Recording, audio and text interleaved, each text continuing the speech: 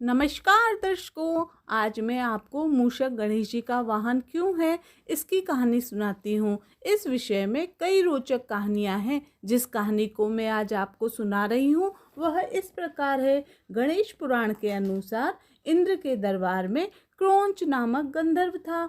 एक बार इंद्र की सभा में क्रौंच अप्सराओं से हंसी मजाक करने में व्यस्त था। इंद्र का ध्यान उस पर गया तो नाराज इंद्र ने उस चूहा बन जाने का श्राप दे दिया। स्वभाव से चंचल क्रौंच एक बलवान मूषक के रूप में सीधे पराशर ऋषि के आश्रम में जा गिरा। वहां जाते ही उसने भयंकर धमाल मचा दिया। आश्रम के सारे मिट्टी के पात्र तोड़कर सारा अन्न खा गया।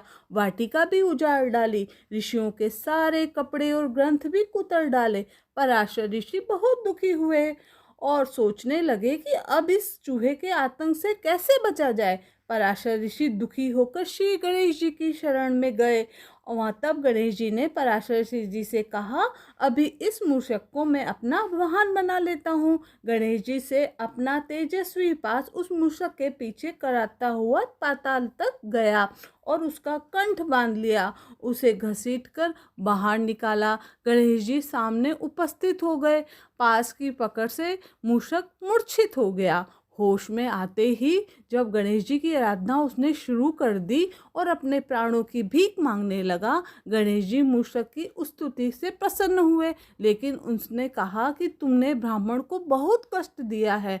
मैंने दुष्टों का नाश एवं साधु पुरुषों का कल्याण के लिए अवतार लिया है, लेकिन शरणागत की रक्षा भी मेरा धर्म है। इसलिए जो वरदान चाहे मांग लो मूषक जी। यह सुनकर मूषक का अहंकार जाग उठा। बोला, मुझे आपसे कुछ नहीं मांगना है। आप चाहे तो मुझसे ही कुछ वर की याचना कर सकते हैं। मूषक की गर्व भरी वाणी सुनकर गणेश जी के मन ही मन मुस्कुराए और कहा, यदि तेरा वचन सत्य है तो तू मेरा वाहन बन जा।